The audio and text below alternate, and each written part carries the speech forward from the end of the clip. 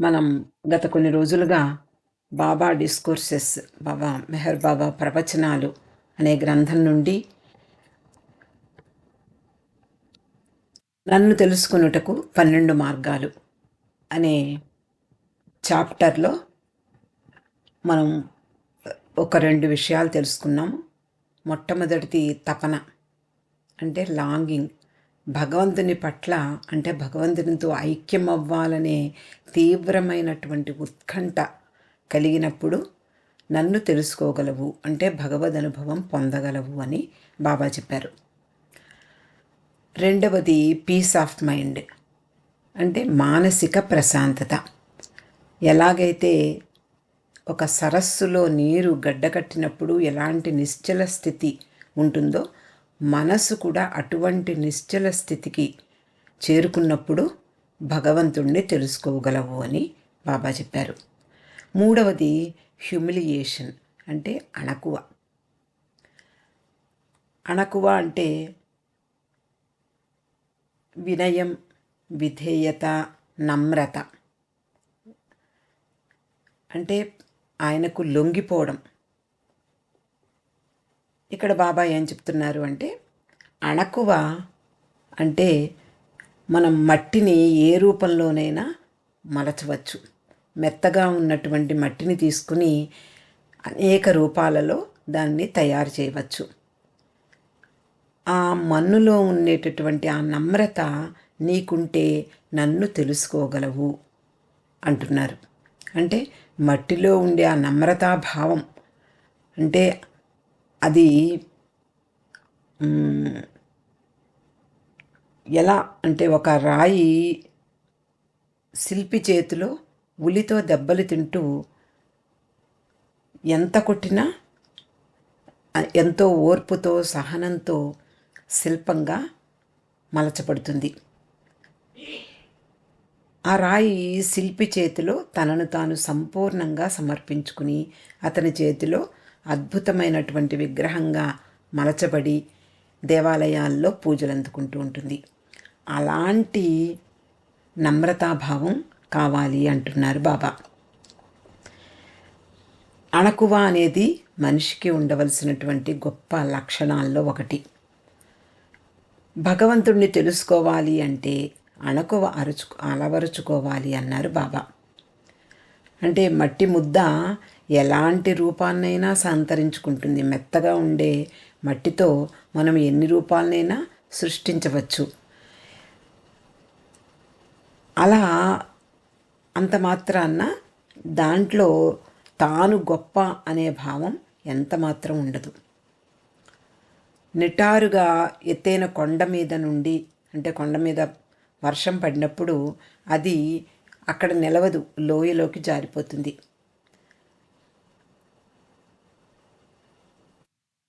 అలాగే ఒక గురువుకు శిష్యుడు కూడా ఆయన చేతిలో మట్టి ముద్దల అణుకువతో సేవించినప్పుడు గురువు యొక్క కృపకు పాత్రుడవుతాడు. గురువు ఆదేశాలను శిరసావహించి నమ్రతతో మసలుకుంటాడు. అలాంటి సాధకులకే భగవద్ అనుభవం కలుగుతుంది అని బాబా చెప్పారు. మరొక ఉదాహరణ చూస్తే, బంగారం ఉంటుంది. ఆ బంగారం కంసాలి చేతిలో ఎన్నో రకాలైనటువంటి దెబ్బలకు లోనవుతుంది. అప్పుడు మాత్రమే దాన్ని మంచి ఆభరణంగా తీర్చిదిద్దగలడు. అయితే అణుకువ ఉంటే ఒక గురువుకు, అంటే గురువును ఆశ్రయించడం ఎంత అణుకువగా ఉంటే అంతగా గురువు యొక్క కృపను పొందవచ్చు. గురువును ఆశ్రయించినప్పుడు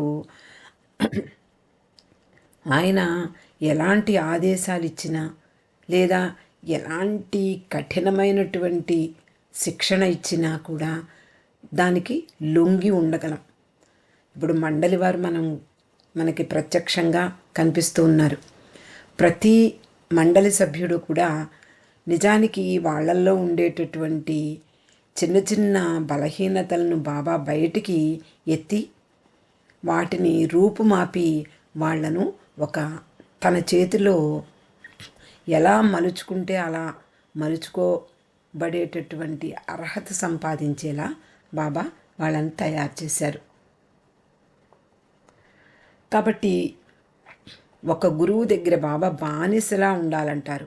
ఒక బానిస ఎలాగైతే తన సర్వస్వాన్ని ఆ యజమానికి అర్పిస్తాడో అటువంటి ఇంకా ఏది అతని ఆలోచన ఉండదు.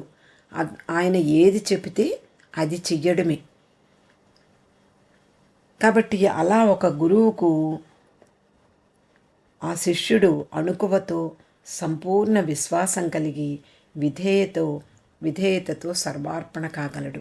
అంటే అణకువ అనేటటువంటి ఒక లక్షణం ఉన్నప్పుడు వీటన్నిటికీ పనిచేస్తుంది. విధేయతగా ఉండగలడు, సంపూర్ణ విశ్వాసం కలుగుతుంది ఆ గురువు మీద, ఎటువంటి సంశయము ఉండదు. ఆయన ఏది చెప్పినా అదే కరెక్టు అనేటటువంటి మానసిక స్థితికి వస్తాడు.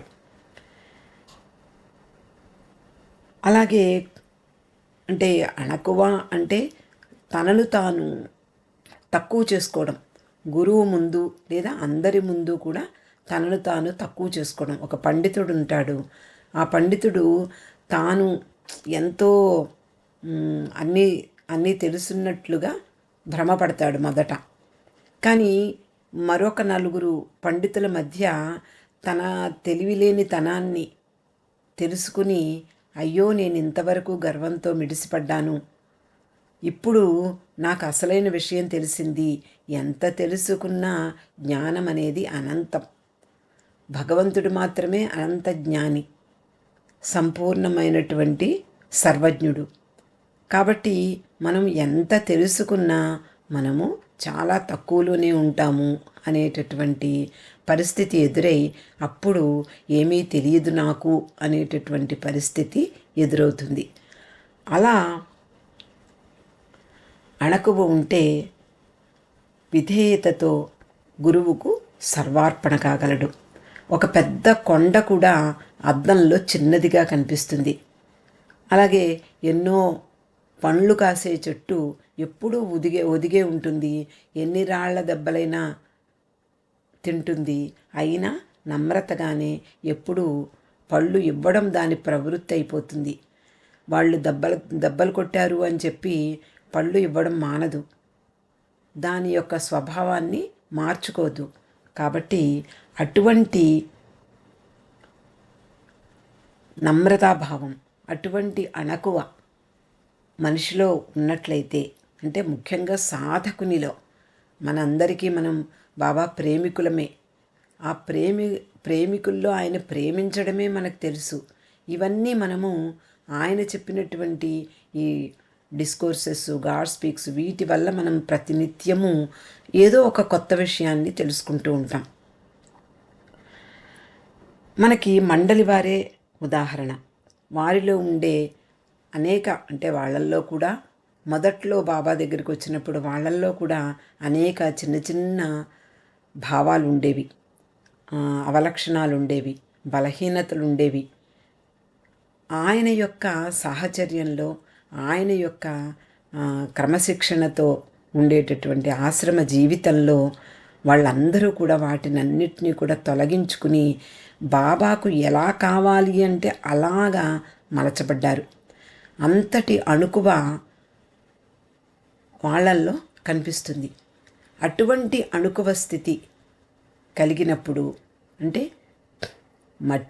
ఎలాగైతే ఒక మట్టి ముద్ద ఎలాగైతే ఒక మనిషి చేతిలో అనేక రూపాలు సంతరించుకుంటుందో, అలా బాబా దగ్గర ఉండేటటువంటి ప్రేమికులు కానివ్వండి, సాధకులు కానివ్వండి, ఆయన ఇచ్ఛకు లోబడి ఉండగలం. అంటే బాబాకు సర్వసమర్పణ కాగలిగినప్పుడు ఆయన ఇచ్ఛకు లోబడి ఉండగలం.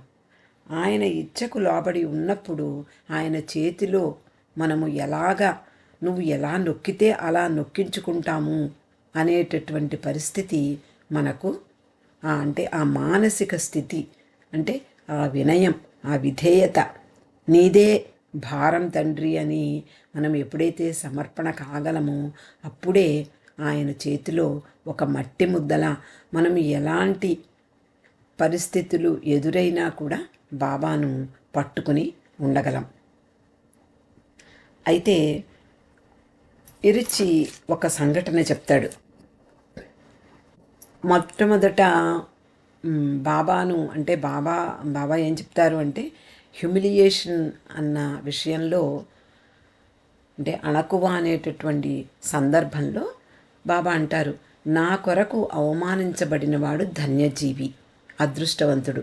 మనం బాబాను ప్రేమిస్తున్నాము, ఎంతోమంది మనల్ని అవమానపరుస్తారు, ఎంతోమంది ఏం దేవుడయ్యా మీ బాబా అంటారు. అయినా కూడా మనము ఆయన కొంగును పట్టుకునే ఉంటాం. ఎందుకు అంటే మనకి తెలుసు ఆ రుచి, ఆ ప్రేమ రుచి మనకు తెలుసు కాబట్టి ఆయనను అంటిపెట్టుకునే ఉండగలం. బాబా ఎన్నోసార్లు తన హ్యూమిలియేషన్ గురించి, అంటే తనకు జరిగేటటువంటి అవమానాల గురించి ఎన్నోసార్లు ప్రస్తావించారు. నాకు అవమానం జరగబోతుంది, హింసింపబడతాను, దాని కారణంగా చనిపోవలసి వస్తుంది అని ఎన్నోసార్లు ప్రకటించారు. అప్పుడు మీ బాధ్యత ఏమిటి అని తన ప్రేమికులను దగ్గరికి పిలిచి అనేక సమావేశాలు కూడా ఏర్పాటు చేసి ఇది జరగబోయేటటువంటి విషయం. అప్పుడు మీకు మీ ప్రేమకు పరీక్ష అవుతుంది. అటువంటి పరిస్థితుల్లో కూడా, అంటే ఎటువంటి పరిస్థితులు ఎదురైనా బాబా కొంగును వీడకపోవడమే మన కర్తవ్యంగా బాబా తన ప్రేమికులకు ఇచ్చినటువంటి హెచ్చరికలు కానివ్వండి, తుది ప్రకటన ఫైనల్ డిక్లరేషన్ కానివ్వండి, ఎన్నో సందర్భాలలో బాబాను ఎలా అంటిపెట్టుకుని ఉండాలి, ఎలా రెండు చేతులతో ఆయన కొంగును పట్టుకోవాలి, ఆయన యొక్క పాదాలకు ఎలా సమర్పణ కావాలి, ఎటువంటి పరిస్థితులు ఎదురైనా మనం నిశ్చల స్థితిలో ఉంటూ ఆయనకు ఎలా సేవ చెయ్యాలి, ఆయన పాదాలను పట్టుకుని ఎలా ఉండాలి, ఆయన కొంగును పట్టుకుని ఎటువంటి పరిస్థితులు ఎదురైనా ఎలా జీవితం గడపాలో బాబా అనేక సందర్భాల్లో చెప్పారు. అలాగే నా కొరకు అవమానింపబడిన వాడు చాలా ధన్యజీవి, అదృష్టవంతుడు అని చెప్పారు. ఒకసారి ఇరిచి, అంటే బాబా దగ్గరకు ఇరిచి వచ్చిన 1 సంవత్సరం గడిచింది. అంటే కొత్తగా ఇరిచి బాబా దగ్గరకు వచ్చాడు. అది 1939వ సంవత్సరం అయి ఉంటుంది. ఆ సమయంలో కొండ మీద మెహరా మొదలైనటువంటి మండలి స్త్రీలు మాత్రమే నివసిస్తూ ఉంటారు. అలా వాళ్ళు నివసించే కొండ మీద, అంటే మనకి తెలుసు 38లో బాబా ఈ వాటర్ ట్యాంక్ మీద అక్కడ ఒక రూమ్ కట్టడము, ఈస్ట్ రూము, వెస్ట్ రూము, ఈ పాశ్చాత్యులు కూడా అక్కడ ఉండడము తటస్థించింది. ఆ సందర్భంలో ఎవ్వరిని అక్కడికి రానిచ్చేవారు కాదు. మనం మెహరు, అలాగే మణిజా, జాయస్ పాత్ వీటిలో కూడా చదువుకున్నాం. మెహరా పరాయి పురుషుల, అంటే ఎవరు, అంటే పరపురుషుల యొక్క గొంతు స్వరం కూడా వినకూడదు అనే కఠిన నియమంలో ఉండేది. అప్పుడు ఎవరైనా పని చేస్తున్నప్పుడు వాళ్ళ మాటల శబ్దం వినపడకుండా మణి సితారా వాయించేది. ఈ విషయాలన్నీ మనం తెలుసుకుందాం. అలాగా ఆ సందర్భంలో ఒకసారి బాబా కొండ మీదకు పెడుతున్నారు. ఎవరిని, అంటే పురుషులు ఎవరూ కూడా పైకి అనుమతించరు. బాబా తప్ప పైకి ఎవ్వరూ వెళ్ళకూడదు. ఆ రోజు బాబా కొండ మీదకు వెడుతున్నారు. పురుష మండలి వారు కొంతవరకు మాత్రమే ఆయనతో వెళ్ళి వెనక్కి వచ్చేస్తారు. ఆ సమయంలో అక్కడ పైన సోనామాసి ఉండేది. ఆవిడ ముందుకు వచ్చి బాబాను తనతో పాటు లోపలికి తీసుకువెళ్ళేది కొండ మీదకి. ఆ సమయంలో ఎవరో ఒక వ్యక్తి కొండ మీదకు వెళ్ళడం కనిపించింది బాబాకి.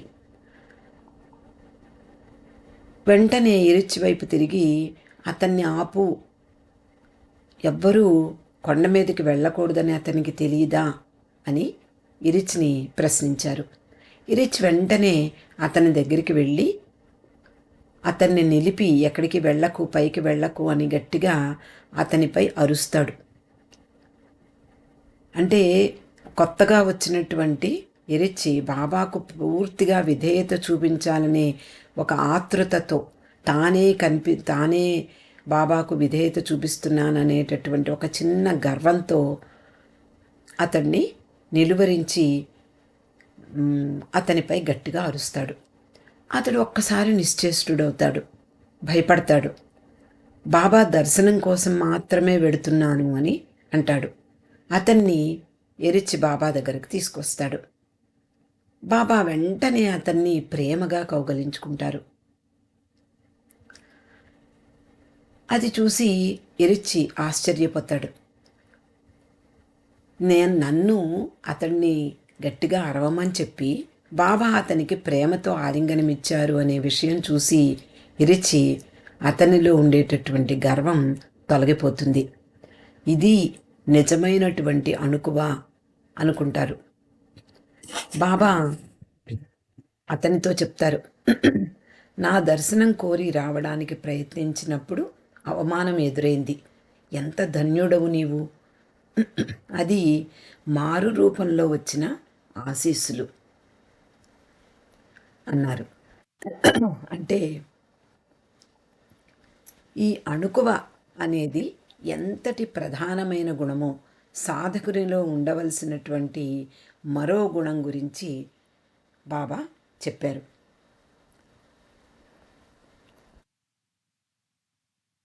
అయితే 4వదైనటువంటి డెస్పరేషన్ గురించి కూడా ఈరోజు తెలుసుకుందాం. మెహర్ బాబా ఇచ్చినటువంటి ప్రవచనాల్లో చిట్ట చివరిదైన నన్ను తెలుసుకొనుటకు 12 మార్గాలలో 4వది నిరాశ, డెస్పరేషన్. ఇక్కడ బాబా ఏం చెప్పారు అంటే, ఆత్మహత్య చేసుకోవాలనే తీవ్రమైన నిరాశ, ఆత్మహత్యకు దారితీసేటటువంటి ఆ తీవ్రమైనటువంటి నిరాశ ఏదైతే ఉందో, అలాంటి నిరాశతో, అలాంటి భావనతో నన్ను చూడందే ఉండలేను అనేటటువంటి ఆ నిరాశతో నువ్వు కృంగిపోయినప్పుడు నన్ను తెలుసుకొనగలవు. అంటే నిరాశ, మనకి ప్రతిరోజు నిరాశ అనేది తప్పనిసరిగా ఏదో ఒక రకంగా మనము ఫీల్ అవుతూ ఉంటాం. నిజానికి నిరాశకు పరాకాష్ట ఏమిటి? మనం ఇంకా జీవించడానికి లాభం లేదు, ఇంకా జీవించలేము, ఈ ప్రపంచంలో మనం ఉండలేము అనేటటువంటి పరిస్థితి ఎదురవుతుంది ఆ నిరాశ పరాకాష్ట స్థితికి చేరుకున్నప్పుడు. అప్పుడు మనిషి ఆత్మహత్య చేసుకునేందుకు ప్రయత్నిస్తాడు. అటువంటి నిరాశ కావాలట. భగవంతుణ్ణి తెలుసుకోవాలి, ఇంకా ఈ ప్రపంచంతో నాకు ఎటువంటి సంబంధం లేదు, భగవంతుణ్ణి చూడందే నేనింకా మనలేను అనేటటువంటి ఆ తీవ్రమైనటువంటి నిరాశ స్థితికి చేరుకున్నప్పుడు నన్ను కనుగొనగలవు, నన్ను చేరుకోగలవు అని బాబా చెప్పారు. మరైతే డెస్పరేషన్ గురించి ఇంకా బాబా ఏం చెప్పారో తెలుసుకుందాం. ఈ దైవీ నిరాశ అంటారు, డివైన్ డెస్పరేషన్. అంటే ఈ దైవీ నిరాశ అనేది భగవద్ అన్వేషణకు, అంటే ఆధ్యాత్మిక మేలుకొలుపుకు ఒక శక్తివంతమైన ప్రేరకంగా పనిచేస్తుంది అని చెప్పారు. అంటే సాధకుడు చిట్ట చివరి స్థితికి వెళ్ళిపోతాడు. ఏమిటి? ఈ ప్రపంచంతో నాకు పని లేదు, ఈ ప్రపంచ విలువల పట్ల కూడా నాకు సంబంధం లేదు, వీటి వల్ల కూడా ఇదంతా కూడా భ్రాంతికి చెందినదే, కాబట్టి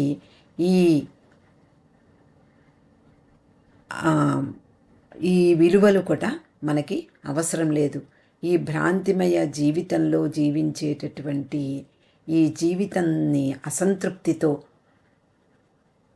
దాన్ని చూసి శాశ్వత సత్యం పట్ల గాఢమైన ఉత్కంఠ, ఏది ఏమైనా సరే, ఎంతటి కష్టమైనా సరే భగవంతుణ్ణి తెలుసుకోవాలి, భగవంతుణ్ణి చేరుకోవాలి అనేటటువంటి ఆ తపన ఎప్పుడైతే ఆ సాధకునిలో ఎదురవుతుందో అప్పుడు నన్ను తెలుసుకోగలవు అని బాబా చెప్తున్నారు.